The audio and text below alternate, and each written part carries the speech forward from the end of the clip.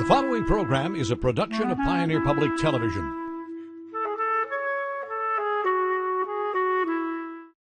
In this episode of Postcards, we take a step back in time to experience what life was like on a busy farm in the 1860s. Now, the understanding of nutrition in the 1850s and 60s is dramatically different than today. You were well fed if your belly was full.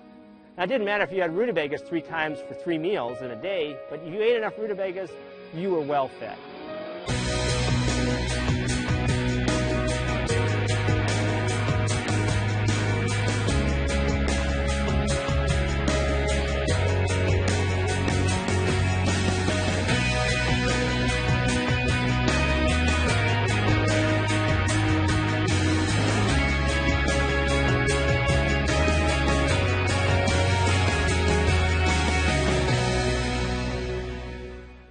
This program on Pioneer Public Television is funded by the Minnesota Arts and Cultural Heritage Fund, with money from the vote of the people of Minnesota on November 4, 2008. Additional support provided by Mark and Margaret Yekel-Julien in honor of Shalom Hill Farm, a nonprofit rural education retreat center in a beautiful prairie setting near Windham in southwestern Minnesota. ShalomHillFarm.org. The Arrowwood Resort and Conference Center, your ideal choice for Minnesota resorts, offering luxury townhomes, 18 holes of golf, Darling Reflection Spa, Big Splash Water Park, and much more. Alexandria, Minnesota, a relaxing vacation or great location for an event. Explore alex.com. Easy to get to, hard to leave. Take a walk through history with us at the Oliver Kelley Farm, a National Historic Landmark near Elk River. Oliver Kelley was the son of a Boston tailor who worked his way west in the late 1840s, ended up in St. Paul in early 1849, goes to work in the territorial legislature as a writer and a page. He learns that there's a possibility of moving the state capital up the Mississippi River out of St. Paul, and he goes up and he stakes a claim on 160 acres on the Mississippi River, just north of the mouth of the Crow River, south of present-day Elk River. 160 acres, and his intent really is to turn this 160 acres of farmland, or wilderness in a sense, into part of the new state capital. But we know that the capital doesn't move, and here's this young man who sets about then to do something with this land. Oliver Kelley was a unique man for his era, because he was very well educated. He had a high school diploma from a good school in downtown Boston, and so he sets about to farm. And because he has no farming background, he does what most people do today to learn something. He reads about it. And so he learns, he becomes what we call a book farmer, learning farming techniques from journals and treaties and newspapers. And by 1855, he's the premier farmer, one of the premier farmers in Minnesota. He adopts some of the newest technologies and some of the new approaches to farming. He has many of the firsts in Minnesota agriculture. And he farms for about 25 years, not with a lot of success, because the part of Minnesota he settles in is the Anoka Sand Plain, and the soil is horrible. But what he is noted for, and why his farm from 1850 is a National Historic Landmark today, and what he's so significant for in Minnesota, is his community organizing. And the way he organized communities was through agriculture organizations. And so he's a founding member of the first County Agricultural Society in Minnesota in 1853, when there's only a couple hundred farmers. He's a founding member of the first agricultural society, the Territorial Agricultural Society, which then becomes the State Agricultural Society, which is still in existence today and has a little fair in Falcon Heights every August and early September called the Minnesota State Fair. He helps form the Minnesota Fruit Growers Association, which becomes the Minnesota State Horticultural Society, and is still with us today. And his really crowning achievement is his organizing efforts and his vision to form the first national farming organization. It's called the Order of Patrons of Husbandry. It was known as the Grange. And the Grange, throughout the 1870s and 80s, at one point, 1 out of every 3 farmers in America is a Grange member. And one thing we know about farmers is it's hard to get two of them to agree on whether it's raining or not even. It was quite a feat. And the Grange is still with us today as a national organization. But that's really why, that's who Oliver Kelley was and why there's a historic site named after him in Minnesota today. And really, Kelley's vision for all these organizations is multi-purpose. One is farming by nature is a hard, labor-intensive activity, which by that means it's isolating. You have a farm and a half mile away or a quarter mile away is your next door neighbor. You're not leaning out the window and waving across the alleyway to your neighbor. And so farm families are isolated. And when you're isolated, you don't know what's going on in the community, you don't get relief, you don't get social activities, you don't get new ideas. Sure, men can go to town and get the mail, but the women were very much even more isolated. It's harder for them to travel. They have children. The children don't travel as well. And so all his farm organizations were geared towards bringing people together for socialization and then education. Farmers were looked down upon, and yet farmers were thought of mythically as the salt of the earth, and they're the backbone of American democracy. And yet, in popular culture, they were considered clodhoppers and dull. So he really worked to get rid of that by bringing farmers up. And then, of course, when you do that, then farmers should become more successful, builds economy, makes what was then the territory and then later the state of Minnesota a better place to be. When farming gets going in just about any region, at least in that era, before the 1870s, and we're looking at Minnesota, when Kelley gets here in 1850 there's 200 farms in the Minnesota Territory, which is an area of almost 1/4 of the current state. That's a tiny, tiny population component of it. And so by virtue of its small numbers, by the fact that the communities aren't developed enough, there aren't enough people to buy products in large quantity, the transportation systems are small, their waterways is what they are. So there's no market accessibility. There's really not a local market. There's not a market in a regional or even a territorial sense for farmers to grow anything more than what they were able to do. And remember, when these farmers are starting out, they're starting out with woods or prairie. And it is incredibly labor intensive to clear woods, to clear prairie. And so farms grow incrementally, a few acres a year. And in order to do that, there's intense labor, and there isn't, again, feeding back into there's no market. And so they are pretty much raising food for themselves. They're basically farming as a way of life. And Minnesota has to import its food needs until 1858. And that's the first year, 1858 is the first year that any part of Minnesota crops leave Minnesota. So up until that first 10 years of territorial time period, Minnesota can't even feed itself.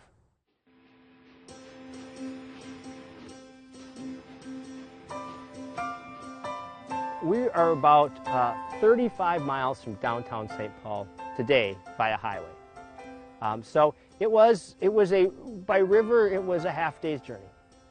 And there were steam packets that ran up and down the river between the Falls of St. Anthony and then up in Sauk Rapids, and that was the one piece. Get to St. Anthony, you have to go overland, then the 6 or 7 miles to St. Paul. So it was a ways out, but it was along the Mississippi corridor, which is where the development started. At least a lot of agriculture in Minnesota goes along the river. And farming is incredibly traditional, and so in that era, a farmer learned from his dad, who learned from his granddad, who learned from great-granddad, most likely. And so you carry on that knowledge, and it's a very traditional way of farming. And that's in part because you have so many other risks. Why would you try something new when you have hail, thunderstorms, drought, grasshoppers, armyworms, all these issues working against you? Farmers they already had so many risks, they didn't take on new ones, which would be trying new ways of farming. Kelley wasn't encumbered by that quite the same way, and he was a man more of the world. He'd traveled a lot more. He'd grown up in Boston. He knew what an urban market needed and demanded. He saw what was available in the Boston market, and he used that to his advantage. And he actually, the products he sent downriver were garden crops. He had at one point over an acre of rhubarb, and he was shipping rhubarb down. And Kelley was canny. He was a good writer, and he knew, well, if he wanted a story about his produce, what better way than to send the editor a bunch of fresh onions in April, when they aren't even in the market yet, and he would get favorable responses. He knew how to use the press to his advantage, but he did ship produce up and down the river.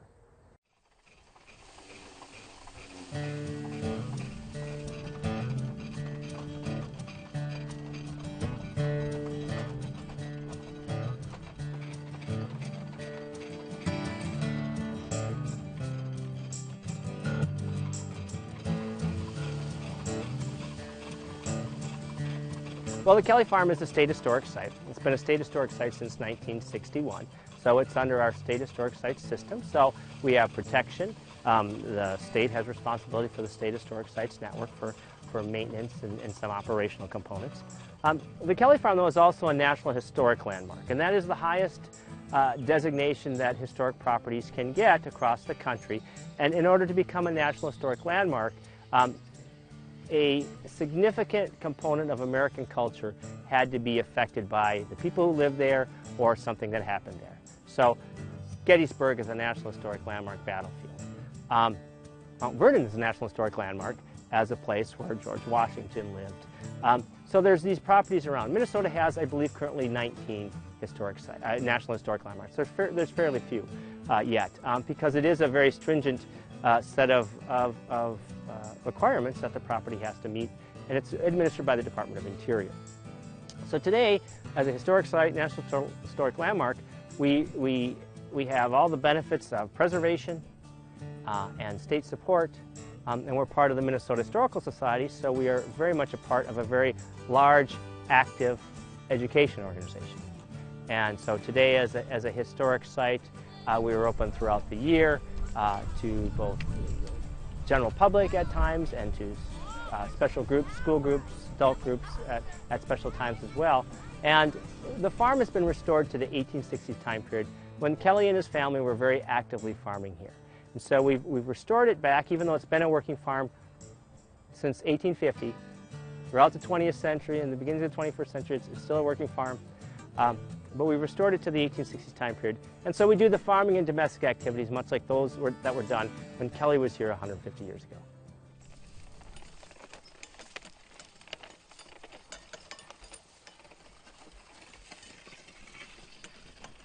One of the things, when farmers stake their claims, in the 1860s, they're claiming 160 acres. Now, that's unimproved land, and it takes an awful lot of time to improve your land. And improved land is either fenced or brought into cultivation.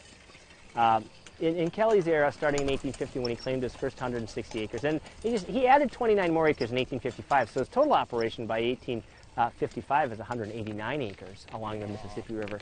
But the most he had under cultivation in his high mark was almost 60 acres. And actually, for that era of using the kind of human and animal power they're using, that's a lot of acreage. It takes 2 men, 2 to 3 teams of oxen, a 12-hour day to open an acre of prairie or an acre of woodland. And when they're opening the acre of woodland, mostly they're just pulling the brush out and leaving the stumps and even a lot of the trees behind. So it is a slow process to add land into cultivation. Now, farmers would hay any ground that wasn't covered with brush and that was grass. That was hay, and that could be, once it was hayed, it was considered under cultivation. But a good-sized farm in the 1850s had about 40 acres under cultivation after so many years, after 4, 5, 6 years. In this era, in the 1850s and 60s in Minnesota, and even past that, but in this early pioneering era, you have a mixed livestock approach, mixed cropping approach. Because again, they're mostly what we'd call semi-subsistence farmers. They're farming as a way of life. They're producing for the family and selling off the excess. So most farmers are going to have a team of oxen because that's their power. That's their tractor in a sense. Now most farmers may have had a horse or two. They used them for riding. They used them to pull their little spring wagon. So they're a light transportation mode. But for most of their farming activities, they were using oxen. Oxen were larger, stronger, easier to keep, cheaper, and when you're breaking prairie, that's the only thing strong enough. When you're farming in woodlands, the only thing strong enough to pull through roots and to go slow enough to get around the stumps. So a team of oxen, 1 to 3 cows is a lot of cattle, maybe a couple of young stock. Most farmers had a few pigs. A lot of farmers kept 1 or 2 pigs over winter, or not even necessarily overwintering hogs. If there was a neighbor that was overwintering hogs, then they would raise a handful of hogs. Most farmers were slaughtering 1 hog per person for their family each year. So take your family size, and that's how many hogs. So that's kind of the numbers that they're raising. It's small quantities. There are chickens. Kelley's had anywhere from, we know at least 1 year 20, we know 1 year they had over 200 hens. Chickens are providing meat and eggs provide cash. You have some farmers that keep a few sheep. Sheep are not real common in Minnesota in the 1850s and 60s. I mean, one of the problems is that there was the theory and the line of reasoning that it was too cold in Minnesota to raise sheep. Yeah, and that was based on some of the first farmers in the 1840s who were raising sheep, and most of them are raising them in swamps, lowland. The sheep were in the lowland all year long, grazing, and they would lose a lot of sheep in the winter, and so they thought they were dying because of the winter cold. What ends up happening is most of them are dying because they're dying from hoof rot, because they're in the swamp all the time. So Kelley, he was an advocate of raising sheep. He thought sheep were Minnesota was a good sheep place to grow. And he raised a few sheep as well. So you don't see a lot of animals. The total number of animals on a farm could easily be under 20 in the 1850s and early 1860s. And the limiting factors there are you have to raise the feed to feed them. Now, the understanding of nutrition in the 1850s and 60s is dramatically different than today. You were well fed if your belly was full. Now, it didn't matter if you had rutabagas 3 times for 3 meals in a day, but if you ate enough rutabagas, you were well fed. There wasn't a balanced understanding of nutrition, understanding of balanced nutrition. And it's the same thing with livestock. As long as the animals had something to eat and they weren't bellowing, then they were probably doing fine. So there wasn't a good understanding of growth. And animals, the genetics were poor. Take 3 years to get a slaughter hog to size. Take 4 years to get a beef steer to size. So there wasn't a lot of livestock growing. And the crops were primarily raised to feed the animals. So farmers would raise oats. They would raise hay. They would raise corn. These are the main crops. And they'd maybe raise some wheat. Not all of them did. And frequently when they're first getting started, they're raising small parts of wheat. Now, Minnesota becomes a wheat state in the latter part of the 1860s. And in the 1870s and 80s, I mean, most of western Minnesota is all raising wheat.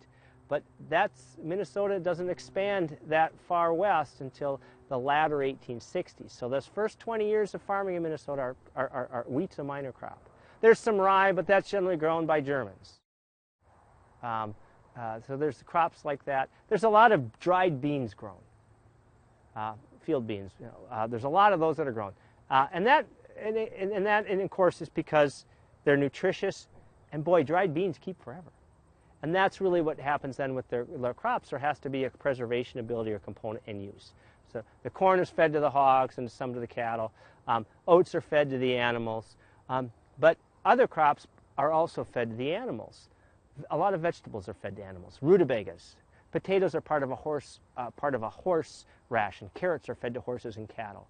Pumpkins, lots of pumpkins grown. Again, it's a way to, they preserve fairly well. I mean, we have a pumpkin that we grow here that'll keep for 1.5 years. So some of these plants were grown for humans or for livestock. So it was a mixed, today we'd call it diversified. That's not how they termed it then. It was a mixed cropping pattern. Not too much weight in any one crop because it was being used for humans or to power the livestock. Again, today the bulk truck comes up and we drop 2,000 gallons of diesel fuel in a tank. Well, 150 years ago, you went out and you brought in a load of hay and another load of hay, and you raised some oats, and that's where your livestock feed came from. But cattle, the oxen are mostly living on graze, pasture.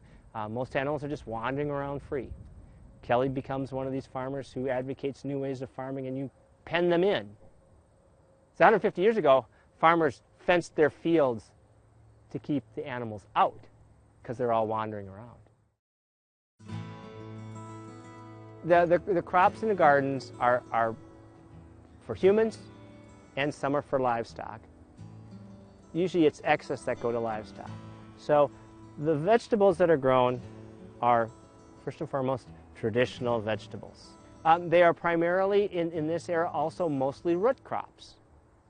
They are carrots, rutabagas, turnips, parsnips, beets. The thing about root crops is they keep a long time. They're a storage item, and that's a big factor. And root crops can yield tremendous weight per, well, we'd say per acre, but they were raising them by the row, per linear feet of crop space. You can raise a tremendous amount of bulk. Those are the first things. Then there's a lot of beans and peas, both for fresh and dried use. A lot of field beans, a lot of field peas.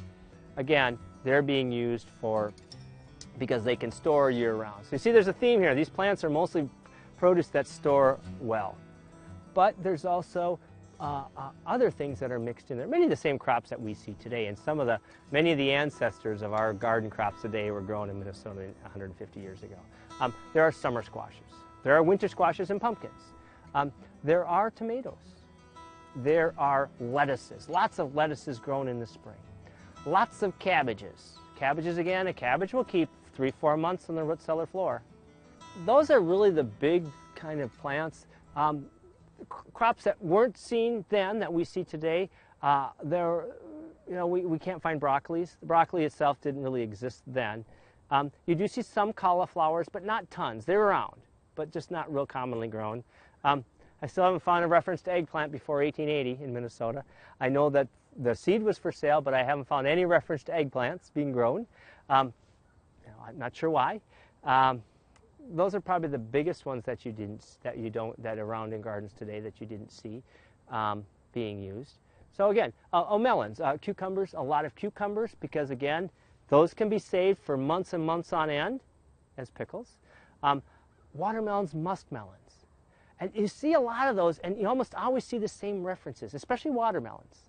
And you'll see this description. Anytime someone describes a watermelon or growing watermelons, the word luxury is always in a sentence. So this variety, this ice cream watermelon, it is a great melon for Minnesota, and if you plant it by the middle of June, you too will be able to enjoy the luxury of a melon before frost.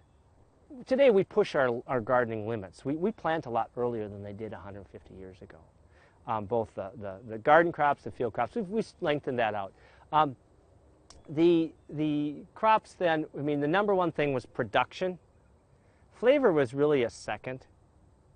Production is what mattered. The biggest beets were the best beets. And you're going to boil them anyway, so if you start with a tender beet and you start with a tough beet, all it is an extra 10 minutes of boiling. And again, not understanding that nutritional component, the longer we boil them, the less there is. Beets were great because you had the greens and you had that root, and again, the root keeps really well. Those are the kind of crops that they grew. A lot of them were geared towards, really to the fresh eat ones like lettuces and spinaches for the early spring, getting some greens back into your system, and then storage plants. That's really the quantities and type. An average sized garden for, say, a family of 5-6 would be about an acre. There may be some additional rows. Now, there's some other crops I didn't really mention, like sweet corn. Well, there were what we call green corns available then. There were some corns that were, in essence, sweet corns. They called them green because, of course, you ate them before they fully matured. Those were grown. They were not real common. They were there, just it was more a matter of whether one had space to put them in. More often than not, a farm family would just go pull some immature ears out of their field corn and eat it that way. But there were several good varieties around, and it was a growing trend as well. One thing that we see in these rural settings is that the new varieties are being introduced in urban settings and in more developed regions, and then they're moving out. But again, just like the farmers in their approach to agriculture, the gardens are traditional too. Most farmers are going to raise the same carrot that mom raised, that grandma raised, that great-grandma raised. And so some of the varieties that were grown in Minnesota in the 1850s and 60s have been around for a couple hundred years.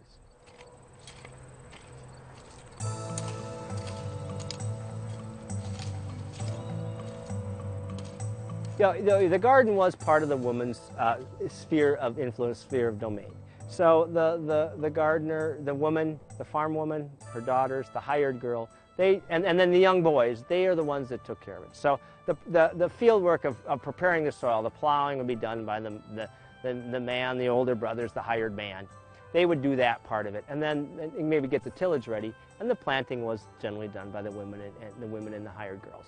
I always like to put it in perspective because they have this garden, and it might be an acre in size, which is a pretty good sized plot. And so in that plot, that farmer, she is going to need to raise enough produce for an entire year. So if we can imagine, taking our minivan to the local grocery store in October and filling it up with all the vegetables we're going to use for the next year, how many more minivans we need to have with us to do that, but that's kind of how that approach works for the garden. So this woman has to take care of her garden, and she does. She works in her garden as often as she can, frequently after she gets a few other things done, like laundry, ironing, cooking breakfast, washing the breakfast dishes, cooking lunch, washing the lunch dishes, cooking supper, washing the supper dishes, doing some mending, maybe making her husband a new pair of pants, taking care of the children, writing a letter back home. I mean, a woman's day has no end. And so the gardens were the responsibility of women. I have seen a fair number of 19th century photos from rural settings. There aren't a lot of them. One thing you see, most garden photos, you can see weeds in them. That's pretty common. It was easier probably for a woman 150 years ago to take care of a garden than a woman today. And in part because today a woman in her garden probably has 45 weed species to deal with that didn't exist 150 years ago. A woman today has a different array of garden chemicals she can use to take care of the insects that they didn't have 150 years ago, which is not to say they didn't have chemicals then. They did, and many farmers used them. They're just different ones.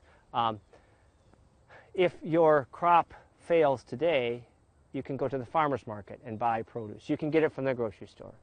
150 years ago, if your crop failed, if your potato crop failed, you knew there were going to be some pinched bellies and some hunger as winter went on, and you hoped you had enough carrots and rutabagas to make up for it.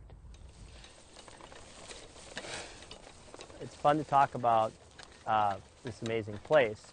I've had a lot of success with Minnesota Historical Society working with them and working as part of this farm. And I'm a gardener. I've been a gardener for over 40 years, so I do occasionally still get to play in the gardens.